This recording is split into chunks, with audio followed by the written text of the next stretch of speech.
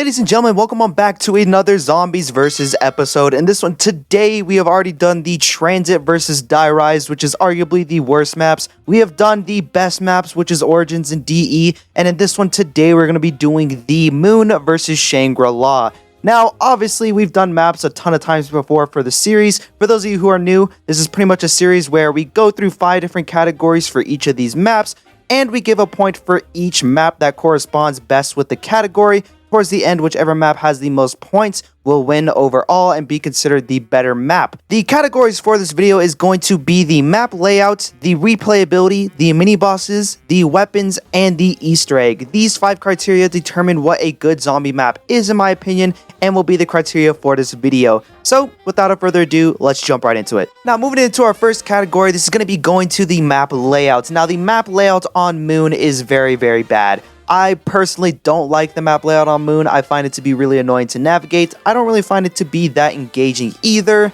To get Juggernog or Speed Cola, you have to go through the entire map twice. You have to go through the Area 51 area twice, and then you have to come back just so that you can cycle the perks around, which is really annoying. And there's no like transportation method to get around Moon either. You kind of just have to depend on natural instinct or just running around the entire map over and over again. There's no real rhyme or rhythm when it comes to the map layout on Moon.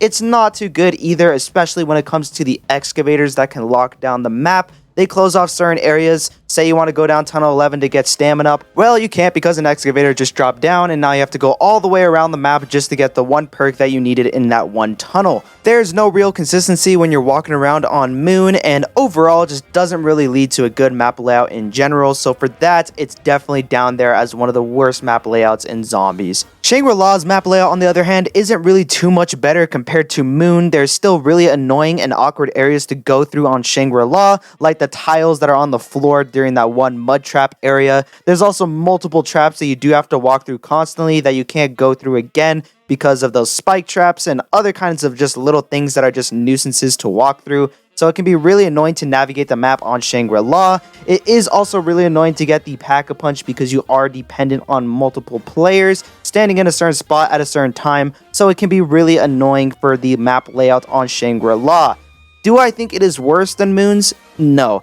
For that, I'm going to be giving the point to Shangri-La. I just find it a little bit easier to navigate on Shangri-La compared to Moon, because on Moon, you do have to constantly go around the map every single time. You have to constantly go back through different areas of the map as well with the excavators. With Shangri-La, it's a little bit more consistent because you do just have to worry about the trap areas, and then you're kind of home free. Now, moving into our next category, this is going to be going to the weapons. Now, the weapons on Moon are very, very phenomenal. This just goes to any weapon that's in Black Ops 1, really. But especially on the map Moon, the weapons that they added in were really, really neat. Now, Moon didn't really add in any new base weapons. The base weapons that just shoot normal bullets are kind of just copied over from the rest of the Black Ops 1 weapon roster. But when we do look at the wonder weapons, we do have a phenomenal wonder weapon, which is the wave gun. You do have the 2 zap gun variants that go with it, and then you can combine them together to make the wave gun. Everybody already knows how good it is. Only problem that I do have with the wave gun, however, is that it's unable to produce drops, so you do have to rely on some other source in the later rounds to give you max ammo. Not only does Moon have a really, really good wonder weapon, but it does also feature a really good equipment as well. You do have the QEDs, which are a little bit lackluster. They are way too random to actually rely on them. But you do have the Gersh device, which I've already talked about before, is probably the best equipment in all of Zombies. So for that, very, very strong start for the weapons on Moon. Now, Shangri-La, on the other hand, has a really good selection of weapons as well. First of all, the wonder weapon is obviously really, really good and solid, like most Black Ops 1 wonder weapons, the baby gun. Now, with the baby gun, it is a really solid wonder weapon for higher rounds, and on paper is statistically one of, if not the best wonder weapons of all time. In terms of ammo and damage, it will kill the most amount of zombies compared to any other wonder weapon that you can possibly think of. It also produces drops, so I would say that the baby gun is better than the wave gun to some extent.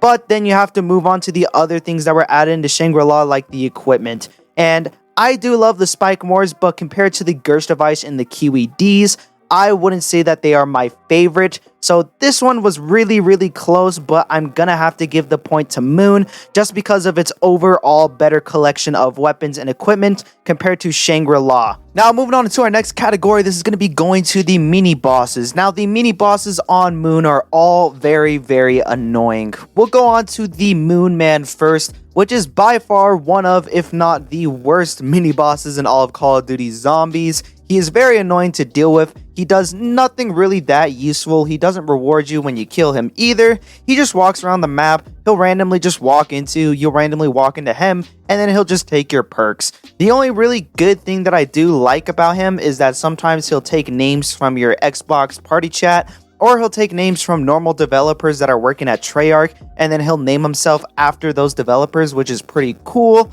Now, with the other mini bosses on Moon, you also have the Nova Crawlers, but this time they can teleport. Now, I already hate the Nova Crawlers as it is on Kinder der Toten or any map that they're on, and to add the ability to make them teleport just makes them a whole lot worse. They are very annoying to deal with. They can block you off corners. They can ruin your entire movement. They can ruin your pathing with the zombies. They ruin your trains and just don't add anything whatsoever to the gameplay on Moon.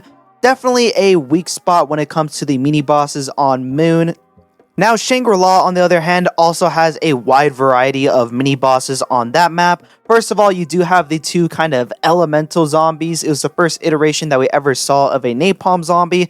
And the napalm zombie is pretty cool. I do like how he's utilized for the Easter egg. I do like how you can kill him, and he doesn't really reward you with points or anything of that value, but he does make like a little trap that all the zombies can instantly die in when they walk through it. So he is very useful and really cool mechanic for that. You also have the Shrieker on Shangri-La, which I don't really like the Shrieker. I don't like the mechanics of him that much. He kind of just runs around the map. He screams in your face. He doesn't really have that much health either. You can take him down very easily. Doesn't really add much. He's more so just a nuisance when it comes to the mini bosses on Shangri-La, but by far the best mini bosses on Shangri-La are the monkeys. Now, these guys are really useful because you can use them to get different kind of drops. You can use them for anything that you need, really. They kind of just serve every single purpose on the map. You can get free perks with them. You can get a perkaholic on this map.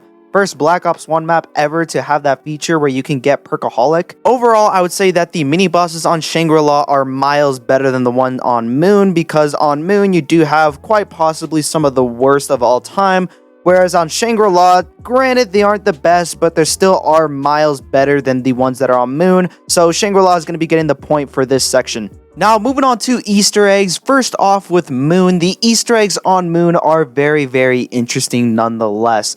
Obviously, with Moon, it does have one of, if not the most iconic Easter egg endings of all time, where you do blow up the Earth at the end. Very iconic ending for any kind of zombie player. Very special ending there. And the steps themselves are really interesting as well. The only problem that I do have with the Easter egg is how it's very luck-based. You have to get really lucky with the box, you have to get really lucky with getting the right tools, you have to get really lucky with a lot of things. I do really like the Simon Says step because it's a very iconic step and is really fun to do, just a quick thing to get out of the way with. And I do also like the lore behind Moon as well. First time ever that we saw Samantha appear inside of the actual game, which was very cool. Also the first time that we ever get to look at Richtof inside of his story as well, which is all very fun, interesting to look at. Overall, I would say that Moon is definitely one of the most iconic Easter eggs of all time. Now, Shangri-La is very similar to Moon as well when it comes to the Easter egg. I do like the Shangri-La Easter egg as well. Different kind of story that's being told here through Brock and Gary, which I do really like the spin on a lot.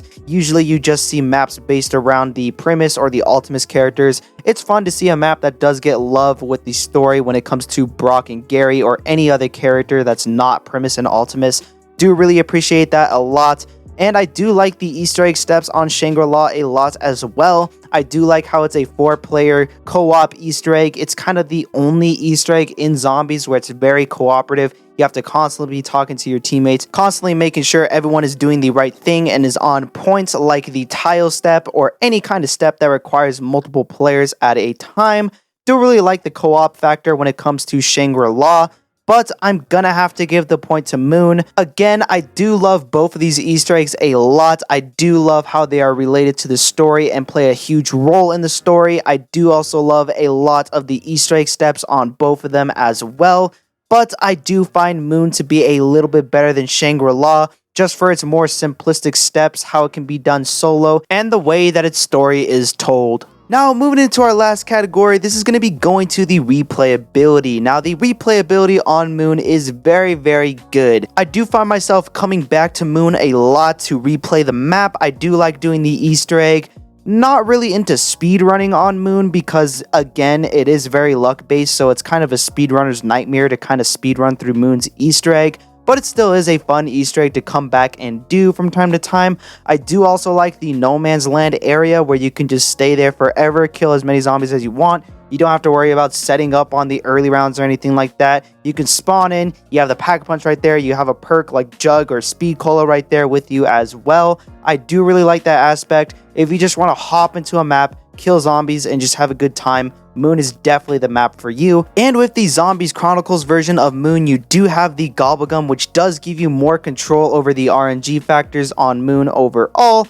I do like the Zombies Chronicles version a little bit more than the normal version. I do find it to look a lot nicer, a lot cleaner, and it just works overall with Black Ops 3 system. So definitely really strong when it comes to the replayability. Now, Shangri-La, on the other hand, is also very replayable. I do find myself coming back to that map a lot, mainly for the monkeys. I do like trying to get max ammos and then trying to cycle them through to get the perk bottles and any other things that I need for the map so I can try and get a perkaholic without having to actually buy or get perkaholics. I do love that a lot when it comes to Shangri-La. The Easter egg is also really fun, but it's not that replayable because you do have to find 4 people, and I don't have friends. Overall, though, I would say that both of these maps are incredibly replayable. They are fun to come back and just kill zombies, play zombies how it was normally intended back in the Black Ops 1 days. That's kind of what Black Ops 1 is mainly known for.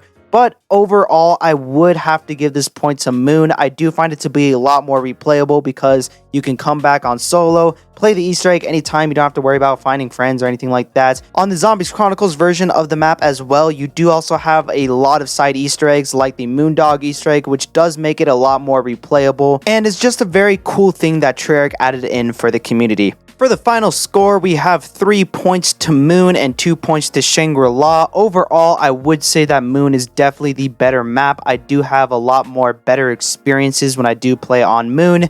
Granted, Shangri-La is still a really good map as well, but I do think that Moon overall outshines it. Anyways, that's going to wrap up the video for today. Check out the description. Go check out the Comfy Cushion podcast. There's going to be a lot of different updates for that channel over there. It's a podcast that me and my friends run, so definitely go check that out. And yeah, got nothing much else to say, so peace.